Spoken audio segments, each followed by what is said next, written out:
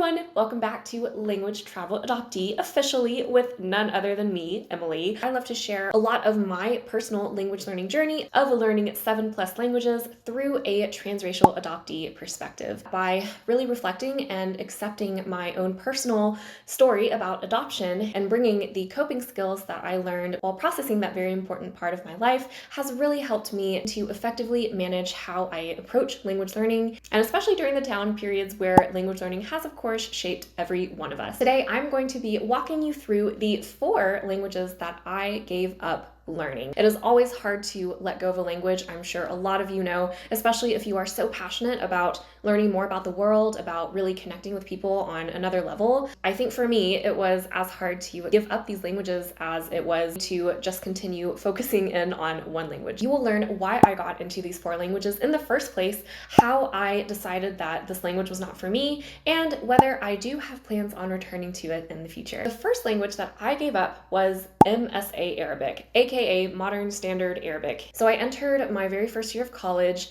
and I was very intensely learning German at the time, just really trying to keep up with everyone else in my German language class. You can hear more about my German language journey specifically by hitting this video. At the same time, I had heard of a club opening for learning Arabic. I'm not really sure why I joined the club. I think I just wanted to have a go at making some more friends in college, which did not happen by the way, and also dive into a language that was very different than German ever could be. Actually, I stayed long enough so that I could obtain my little certificate of participation for the MSA Arabic course. It was very introductory. There were about 25 students in there, and I think I felt as well that I was very embarrassed when I at first couldn't pronounce some of these sounds. Some of the other German students who knew that I was really good at German were also in the class with me, and they could pronounce those letters fine, according to the teacher who was teaching at the time. And so I don't think I ever found their method to be super useful. I think that they were really drilling into the writing, of course, which was good, but then we really weren't getting into a lot of speaking skills, and they, of course, mostly spoke Arabic dialects to us. They didn't really explain that there was such a big divide between speaking Modern Standard Arabic and then speaking a dialect. I think because I had such a huge expectation on myself that I perceived others having of me as well was really what threw me off of the language. Also because it was just really different, and I didn't see myself using Arabic anytime soon, or even at all at that point. It was bothersome to me that I let go of a language because I especially was in the mindset of wanting to be fluent in every single language every single time I decided to learn it the very first time. I didn't know that I would learn a dialect afterwards. It was just a disappointment, or just got pushed to the side because I started to learn Italian soon after doing that class. That was also the point where I figured, wow, like I learn a lot better, at least from the beginning to high intermediate levels, by myself, aka directing all of my own resources, what I use, how I structure my day.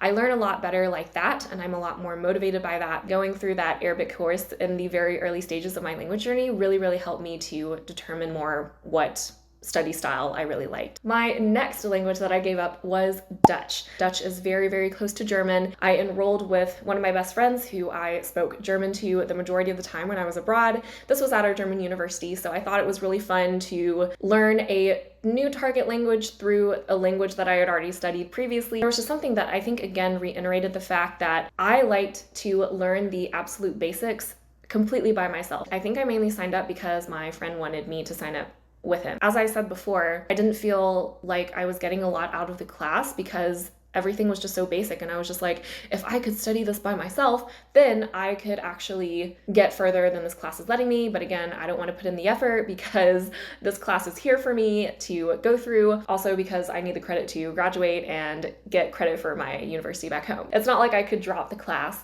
I was also studying Turkish at the time, so there was just a lot going on in the background for other languages that I wanted to concentrate on. After I did the exam, I kind of low-key copied off my friend's paper. Sorry, friend, if you're watching this, I did do that so I could make sure I got a passing grade on a class that I was very demotivated to do well in. Needless to say, I did not go back to studying Dutch after that. That was demotivating again for the same reason that Arabic was, because again, I didn't really see how it would fit into my priorities. I had so much going on around me anyways, just even living in another country and trying to be social and trying to balance 3 or 4 other languages behind me. By the way, if you are enjoying all of my reflections on languages, make sure you hit that like button to let the algorithm know that you like my content, as well as subscribe, because I come out with content every week. All right, now let's get back into the 2 others that I want to talk about. Portuguese is the 3rd language. For Dutch, I probably will never go back to it. Portuguese, I want to go back to it, but it is so low on my list. I even bought like a whole living language course on it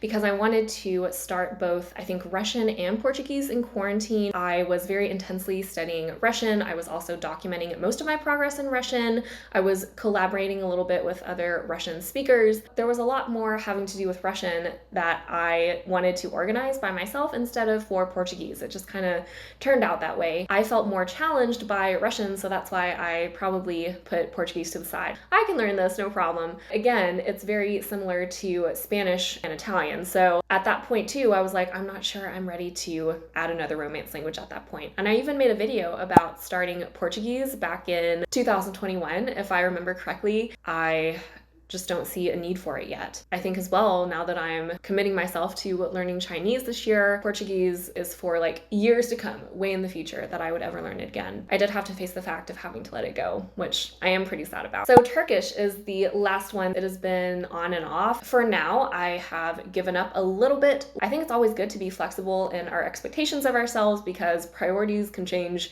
even daily, as I have learned. With Turkish, I also started it because I was in Germany, and I'm going to make sort of a separate video about the exact reason why I started learning Turkish. It's not only because I wanted to know more about the culture or for work or anything. It was a lot more of a personal reason, but I did give up learning Turkish for now, I will say. It was a decision that I don't think I directly made. It was more of trying to prioritize Russian and Arabic, knowing that they would be pretty tough at the very beginning. And so that's why I was like, okay, like I'll put Turkish a little bit to the side. I was making really, really good speaking progress in Turkish 1.5 years ago.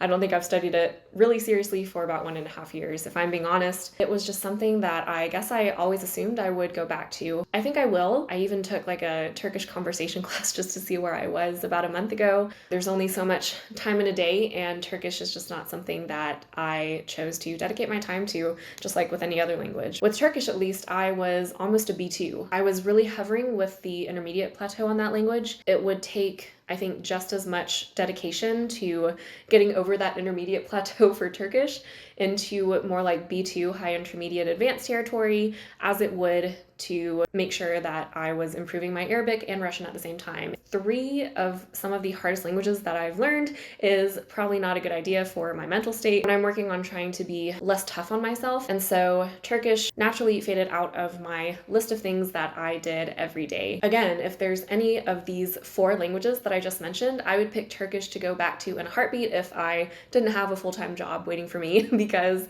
I would love to dedicate more time to it. Hopefully in the future that'll be possible. Again though, because I had such a personal reason to learn Turkish and it fit so well into my language learning journey, especially when I decided to learn it while I was in Germany. I think that letting go of any language is hard, especially, as I said before, when you have so much passion to give to this side of you. I would advise mostly though to reevaluate really how all of these languages that you have maybe given up in the past have fit into your language journey or not, in my case. You know, depending on your goals, if you do not have the time, if you don't have the financial resources or the energy, it can be any of those plus more. Even becoming disinterested is as valid as it gets. The most realistic thing to do is let the language go for the time being. Know it is within your power to go back to whatever language that you choose, and at least you can be grateful for the experiences that a language that you have quit in the past has given you, because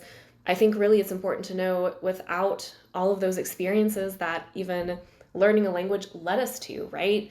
What kind of people would we be today without having learned them? Especially if we are learning multiple languages, I think that we put a lot of pressure on ourselves to learn it all. We love them so much. We love what we do. It's a beautiful thing. But I have had definite burnout when trying to fit all of these languages in at once. And that, of course, becomes detrimental with time. So be really, really specific and honest with yourself about how realistic you can be with fitting this language into your schedule. What are your goals? You are not alone in giving up a language if you have, and it is always there for you to come back to, especially because if you do decide to go back to the language, it'll just be reviewing. So it'll be going a lot faster than when you originally learned the language in the first place. So trust yourself that you know what's best for you. Write me down in the comments below what languages you have thought about giving up or what you have already in the past, and let me know how that language has changed you nonetheless. We will catch up with each other in another video very soon. Bye!